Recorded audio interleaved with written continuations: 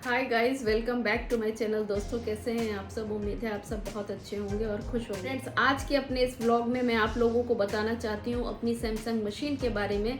और आप लोगों ने मेरे प्रीवियस व्लॉग्स में भी देखा होगा और मैंने कुछ इसमें शॉर्ट्स भी डाले थे, जो कि ये जो मेरी सैमसंग मशीन थी ये मैंने ली थी जून 2020 में। तब मैं दिल्ली में रहती थी और दिल्ली में मैंने ये मशीन खरीदी थी, ऑनलाइन परचेज करी थी। और परचेज मैंने करी थी इसको फ्लिपकार्ट से।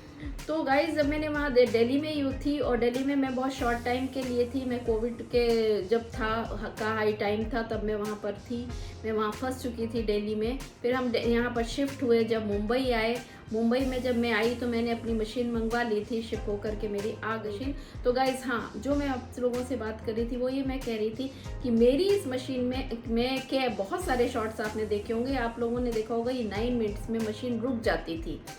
तो मुझे ना समझ नहीं आता था कि 9 मिनट्स में जाके रुक क्यों जाती है। और मैंने इसके लिए सैमसंग में बहुत बार कॉल करी और जब भी उनका टेक्नीशियन आता था तो वो मुझे बोलता था कि ये मुंबई है यहाँ पर।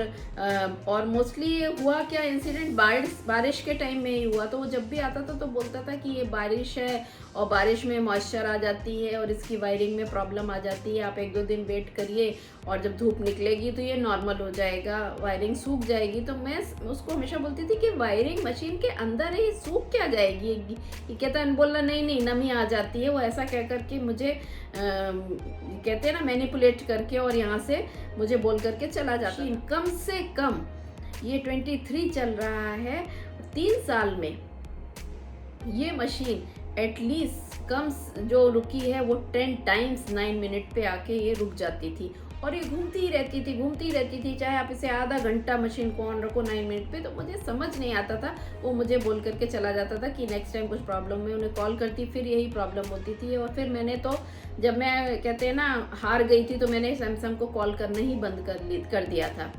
एक दिन क्या हुआ कि ये मशीन ना जब मैंने चालू करी तो ये 4 मिनट पे भी आके रुक गई। उसका भी मैंने एक इसमें शॉर्ट डाला हुआ है। फिर भी मैंने उन्हें कॉल किया तो फिर बोले कि नहीं, आपकी तो वारंटी ख़त्म हो गई है, वारंटी आपकी नहीं है मशीन। तो मैंने उनको बोला, जब ये मशीन मेरी वारंटी में थी और मैं आप लोगों को लगातार कॉल करती थी तब भी आप लोगों ने मुझे हेल्प नहीं करी, और अब आप लोग बोल रहे हो कि इसकी वारंटी ख़त्म हो गई है। तो हुआ क्या एग्जैक्टली एक दिन कि ये मशीन अभी कुछ दिनों पहले जैसे ही इसकी वारंटी एक्सपायर हुई, मेरी आप लोग समझ लीजिए मेरा लक खराब था या जो भी था, समझिए जैसे ही इसकी वारंटी खत्म हुई है मशीन की, उसके 2-3 दिन बाद ही जब मैंने मशीन चल रही थी तो एकदम मशीन में बहुत तेज आवाज़ आने लगी, खट खट आवाज़ आने लगी। मुझे समझ में नहीं आ रहा था कि ये आवाज़ क्यों आ रही है। तो बहुत तेज आवाज़ हुई तो मैंने डर के मशीन को बंद कर दिया और फिर मैंने खोलने की कोशिश करी तो खुली नहीं। फिर सैमसंग में मैंने कॉल किया तो उन्होंने मुझे वीडियो गाइडेड बोला कि हम आपको देते हैं, आप अपने आप ही इसको ओपन करने की कोशिश करिए। तो उन्होंने मुझे हेल्प करी कि आप नीचे से इसको जाके खोलिए, फिर उससे पानी निकलेगा। तो जब मैंने नीचे जो फिल्टर था उससे जाके मशीन को खोला, वो लोग मुझे वहाँ से टेक्नीशियन हेल्प कर रहे थे ऑनलाइन, तो वीडियो कॉल पे। तो जब मैंने खोला तो अंदर उस पर ना कुछ टूटे टूटे पत्थर जैसे टुकड़े और जैसे लोहा निकला। मैं कह रही हूँ कि ये क्या निकल रहा है इस मशीन से, लोहा जैसा। मुझे तब भी समझ में नहीं आया। तो जब मैंने सैमसंग में कॉल किया और सैमसंग का जब टेक्नीशियन आया तो उसने बोला इसका ये स्पाइडर टूट गया है। मैंने कहा स्पाइडर टूट गया, स्पाइडर क्या होता है? मुझे तो पता नहीं था कि मशीन में स्पाइडर क्या होता है, because I am not a technical person. तो मैंने कहा ये स्पाइडर क्या होता है? तो उसने बोला ये पीछे रहता है जिसकी वजह से ड्रम टूटता है, ड्रम घूमता है और आपको ड्रम और स्पाइडर दोनों चेंज कराना पड़ेगा। और मैंने कहा इसकी कॉस्ट कितनी आएगी? तो बोला 7 से 8 हज़ार के बीच में आएगी। आप सैमसंग में कॉल कीजिए, वो आप लोगों को बताएंगे। मैंने सैमसंग में कॉल किया, उन्होंने कहा ठीक है आप हाँ बोलिए, हम आपका चेंज करा देते हैं। तो मैंने कहा कॉस्ट कितनी आएगी? तो उन्होंने 7,200 या 7,700 कुछ बोला, नियर अबाउट वो 7,000 से 8,000 के बीच में था जो भी कॉस्ट थी। मैंने कहा कॉस्ट तो बहुत ज़्यादा है, मशीन ही 22,000 की है, 23,000 की है, तो 7,000 इसमें कैसे? तो मैंने कहा आप स्पाइडर चेंज करा दीजिए ना। तो बोले नहीं नहीं स्पाइडर नहीं चेंज करते, हम स्पाइडर के साथ साथ ड्रम भी चेंज करते हैं। ऐसे ड्रम तो में तो कोई प्रॉब्लम नहीं। बोले नहीं हम ड्रम चेंज करेंगे, ये स्पाइडर के आप बोलिए तो हम ऑर्डर देते हैं। नहीं, मैंने कहा नहीं मुझे आपसे कुछ नहीं चाहिए। मैंने गूगल पे सर्च किया, मैंने बहुत सारे वीडियोस देखे, उनमें सब में सैमसंग की मशीन की प्रॉब्लम थी जिसका स्पाइडर टूट गया था। तो फ्रेंड्स, मैं आपको ये चीज़ आप लोगों को वापस ले जाना चाहती हूँ। जो ये मेरा 9 मिनट्स पे आ करके ये जो घूमता था तो ये जब इनका टेक्नीशियन 1-1.5 साल पहले भी आया था चेक करने के लिए, तो उसको ये बात समझ में आ गई थी कि इसकी वायरिंग में प्रॉब्लम नहीं है। इसकी जो प्रॉब्लम थी वो स्पाइडर के जो 3 जो उसके पैर बोल लीजिए या 3 उसके जो भी पार्ट थे, 3 उसमें पैर थे जिससे वो घुमाता था ड्रम को, वो एक टूट चुका था और ड्रम थोड़ा आगे आ चुका था। और मुझे पता कैसे चला कि फिर मैंने गूगल पे सर्च किया, मैंने बहुत सारे वीडियोस देखे और फिर मैंने एक लोकल शॉप था जिस पे मैंने कॉल किया जहाँ मैं रहती हूँ, तो उसने बोला ठीक है हम भेज देते हैं, हम आपका स्पाइडर चेंज कर देते हैं। तो मैंने कहा किसकी कॉस्ट क्या आएगी? कहता है कॉस्ट आपको आएगी वही नियर अबाउट 3000 के आसपास आएगी। तो मैंने कहा ठीक है आप चेंज कर दो। वो ये सैमसंग कंपनी थी जो मुझे ओवर चार्ज कर रही थी कि वो स्पाइडर के साथ साथ मुझे ड्रम भी सेल करने की कोशिश कर रही थी। और गाइज आप लोग एक बताइए कि एक स्टील का ड्रम इसकी कॉस्ट 7000 कैसे हो सकती है विद स्पाइडर।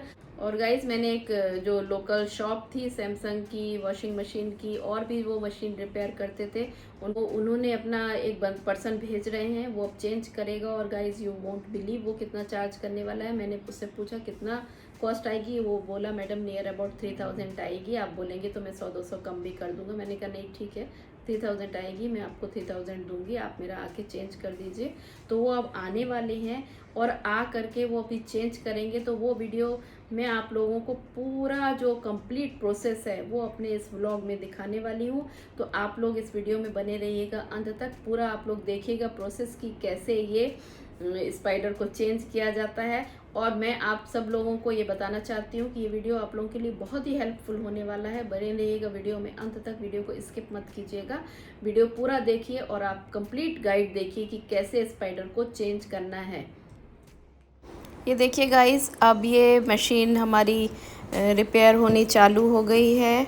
इस मशीन को अभी ये जो पर्सन आए हैं टेक्नीशियन, ये ओपन करेंगे। अब ये देखिए इसका ऊपर का पार्ट है, प्लेट इन्होंने हटाई है। हटाने के बाद अब इसके अंदर जो ड्रम है वो तो बिल्कुल ठीक है ये बोल रहे हैं, बट अब ये जो इसके पीछे जो स्पाइडर टूट गया है, स्पाइडर नया लेकर आए हैं, ये स्पाइडर भी अब चेंज करेंगे।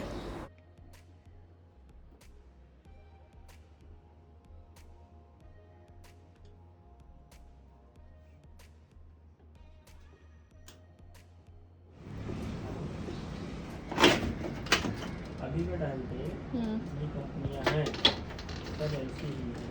आप कोई भी कंपनी को बोल नहीं सकते कि ये लाइफ हमारी निकाल देगी, खराब नहीं होगी। 2 साल खाली, लास्ट 5 ईयर्स होगी।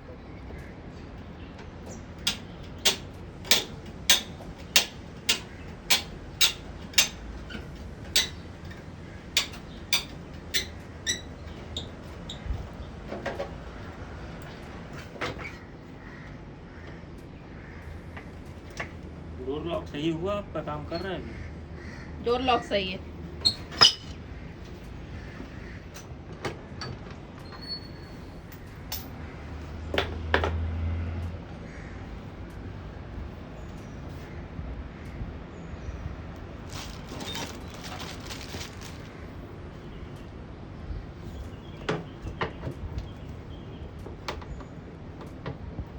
ये देखिए गाइस, ये जो मशीन है, ये जो टेक्नीशियन आए हैं सर, ये ओपन कर रहे हैं। और ओपन करने के बाद जो ड्रम है, ड्रम अंदर से ठीक है, बट ये बैक साइड आप देखिए, ये स्पाइडर है जो कि ये मशीन में पीछे कनेक्टेड था और स्पाइडर की वजह से ही ये मशीन रोटेट होती थी। ये पूरा गल चुका है, ये पूरा सड़ चुका है। और ये सैमसंग की मशीन्स में ये बहुत आप देखेंगे, सैमसंग की जो वॉशिंग मशीन, आपको इतने वीडियोस आपको मिलेंगे कि ये सब में ये स्पाइडर की प्रॉब्लम है गाइस। ये देखिए क्या हालत हो गई थी इस स्पाइडर की।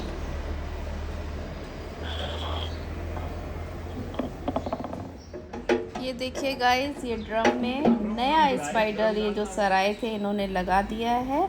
ये स्पाइडर ख़रीद के लाए थे, अब मुझे नहीं बताया इन्होंने कहाँ से लेके आए हैं, बट इनका कहना है कि ये बहुत अच्छा, जो भी इसमें मेटल है ये बहुत अच्छा मेटल है और एटलीस्ट मेरी मशीन 2 to 3 ईयर कोई प्रॉब्लम नहीं करेगी। ये देखिए गाइस, मशीन बिल्कुल रेडी हो गई है, नया स्पाइडर लग गया है। हम लोग इसको चेक कर रहे हैं कि मशीन में कोई प्रॉब्लम तो नहीं है। और मशीन का ड्रम अब पीछे चला गया है, जो कि पहले स्पाइडर टूट गया था जब, तो वो बहुत आगे आ गया था और मुझे पता भी नहीं लग रहा था। ये देखिए पूरा वीडियो, इसमें स्पाइडर अब हो गया है मेरा चेंज। ड्रम चेंज करने की ज़रूरत नहीं थी। मशीन अब बिल्कुल नॉर्मल हो गई है। मशीन का ड्रम जो पहले आगे आ गया था वो अब पीछे चला गया है। मशीन की जो आवाज़ थी वो बिल्कुल नई मशीन जैसे आई थी वैसी हो गई है।